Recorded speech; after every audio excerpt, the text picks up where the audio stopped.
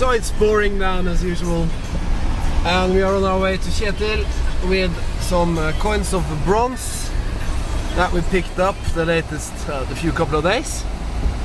And I just came to think about it, that wheat cent is actually made of bronze as well. So this might be interesting to you YouTubers from the US as well. Also for our other hunters, at least us in Scandinavia, we pick up bronze. We pick up a lot of bronze and copper. So let's say what Kjetil's got to say about our wheat cent, try to make it nice, and the other bronze coins.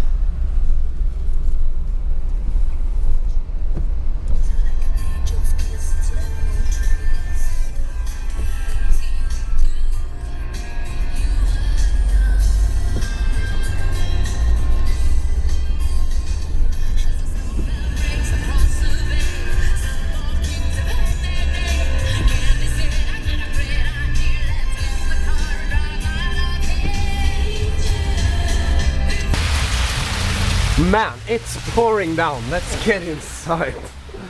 And there's our friend Kjetil. Nice to see you again. Thank you. Nice to see you. As I promised, I brought you some coins straight from the dirt. And we are quite excited to get your opinions about what we should do to them to get them in the best possible conditions for a collector. Yeah. I have to say, I was really surprised yesterday. I walked through the local forest where I live, and I found a wheat cent, 1912, no mint mark. And I can't believe this is the same coin. And here's the 1 øre I found the night before. It's also a lot more nice than what I do at home. I just soak them in water and a little bit of dishwashing liquid, because I'm afraid that I'll do too much with it. But this is really nice. How did you do this?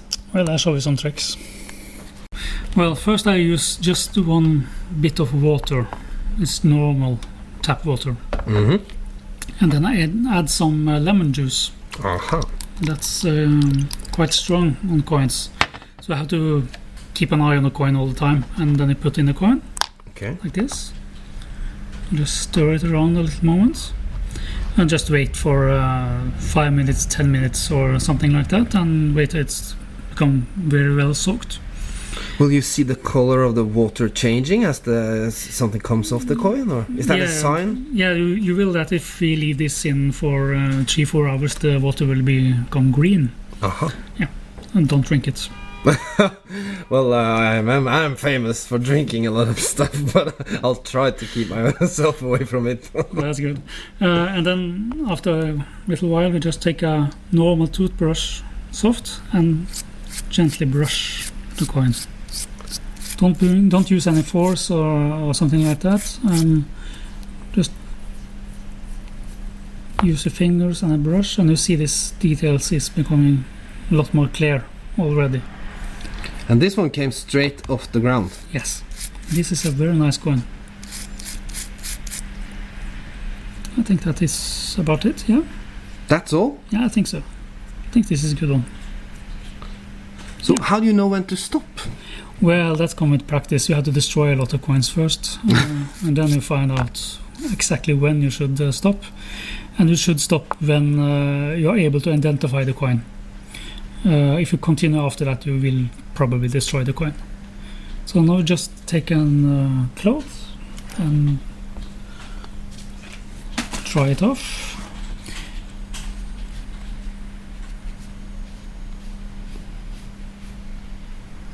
Just gentle and a soft cloth, not a hard one. You can see this is already very well detailed. And that green stuff is patina, right? That is patina. That's nothing you can do about. I shouldn't do anything about it. And when it's like this, you can use 2 things for conservation. One thing is normal Vaseline, acid-free, or you can buy something called Renaissance wax. You find that on eBay, and this is very good stuff. It's used by museums all over the world. and you take. It smells. Yeah, spirit smells. Just a little bit on the coin. Rub it in.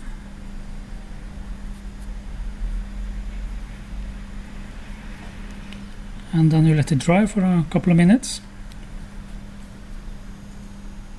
You can feel the smell now.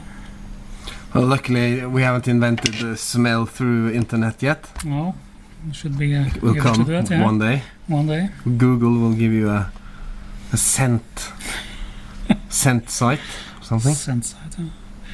And then when it's dry, you just take a soft cloth again and take over it. Take off the surplus. And that Renaissance wax you can get from the internet. Yeah, that's on eBay and all of the sorts of places, and it doesn't cost very much, and it's a very Renaissance micro crystal line wax polish. Google it. Yeah. And the result? The result is a very nice coin. In a very fine condition, I think. Can we have a look? There it is. It's very crisp details on the lion and the shield and the crown, and if you turn it over, it will be very nice details on the oak leaves. Yeah, the oak leaves is essential for the Oscars. Yeah, and you will see the color is very green, and that's patina, and you can't do anything about it. But it's still a lot of spots there. I mean, it looks kind of messy. Yeah, you shouldn't take. If you are a professional, you probably get it cleaned up with all of these spots. But that's not worth the effort. No, not worth the effort. You can destroy the coin very much, and we have an example here that you have destroyed. In fact, we agreed you weren't supposed to say that. Well, this is a warning for all you out there. This is used by you soaked it in water and ammonia chloride. Yeah, and that's not very thoughtful for a coin. You stripped it all of the patina and all of the toning and everything. It's just base copper and bronze with some green spots. And if you keep it in 30-40 years, maybe it will become brown again, but it's still just a 1 euro coin. It's not very much value in it. At least I got the dirt off. You got the dirt off, but you didn't get all of it off, so what's the point? Well, it's a Håkon the 7th, and I felt like experimenting a bit. Yeah, okay. You have to destroy a lot of coins before you can do this. But this one, what year was this one we just worked on? Was it 1893, was it? Oh, look at it. 1892. 1892. So would you say... We already went through the different qualities, but can we quickly repeat the first 4, because the other ones are extremely fine. Yeah, very fine, fine, and almost fine, almost good. And this is the 1 euro. Yeah. 1892. Is not there. Well, 1902, of course. Sorry. 1902, 4.5 million produced. And would you say that we now made it into a 1? Yeah, this you sell it for about $5-6, I think. So $5. Yeah. Very fine. Yeah. Well, that's what we want to know when we go out, is because sometimes I feel like what I find is like, okay, it's nice to find it, but from a collector's perspective, it's not worth anything, you know? No, it's not worth anything. It's have this green patina, and most collectors these days want them clean brown. But this one would be a 1. Yeah. When I say it's not worth anything, I mean it's worth $5. Yeah. But what I mean when I say it's not worth anything, I mean it's completely worthless. But it still satisfies. Yeah, it's satisfied for the quality of one, of course. But I don't think you will find any buyers for it. Collectors. That's the difference. I see. Well, that's nice to know. That if we do it the correct way, start with some lemon and water and work our way carefully until we can identify the coin, we will get it in the maximum condition. And if we use the Vaseline or this special wax, we can preserve them as well. And then it's up to the market if they want to buy them or not. But most of us don't sell our coins anyway. No, shouldn't do that. Well, then you're out of business. What about this one? This is almost my oldest find. 1876, Oscar II. Yeah. Is this one? Is this a dead rat? Yeah, you can see the other coin here is how they should look. It's an original brown color. This one was never found in the dirt. No, this is handled down as inheritance down the years. And you see this green stuff on this coin is called patina, and that is changing in the metals, changes in the metal. And if you try to get it off, you will probably destroy the coin. And you should leave it like this. I like to have the nice green patina on it. It's in the collector's market, it's worthless, but as I find, it's interesting. So there you have it. Here's another coin straight from the dirt. Water, lemon, and a toothbrush. Work your way down until you can see the years and the details of the coin. Put some wax on it and leave it. That's it. That's the best way to maximize your value of your bronze coins for a collector. And if you're lucky, if you can find someone that aren't too messed up, and if you want to sell them, you might find a buyer. Yeah. So, thank you very much, Kjetil. Thank you for the cleaning session. Now I can't wait to see today's wet dream. What have you got for us? I got a very special coin this time, and if you find one of these, you have a dilemma, because this is a Norwegian species dollar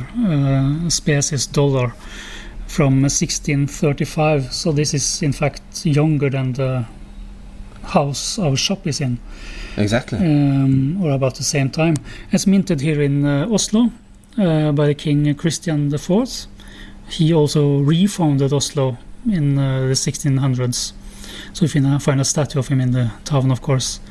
And this is a large coin of 28 grams. It's the forerunner for the American dollar. And the value is about $5,000. So your dilemma, you can find this coin. They are not that rare, but the problem is that the laws in Norway demand that if you find any coin in the earth minted before 1650, you have to give it to the proper authorities. Will you get a reward? Yeah, you will probably get a reward. So if you find one, you should contact them and then contact me and get the valuation, and then you maybe get the full market value or some fraction of it. What do you mean by fraction? Oh well, I don't like that word. It's about taxes, you know. The state wants the money, all of them. But this is a $5,000 coin, and they have risen in value in the last few years. So this is very popular.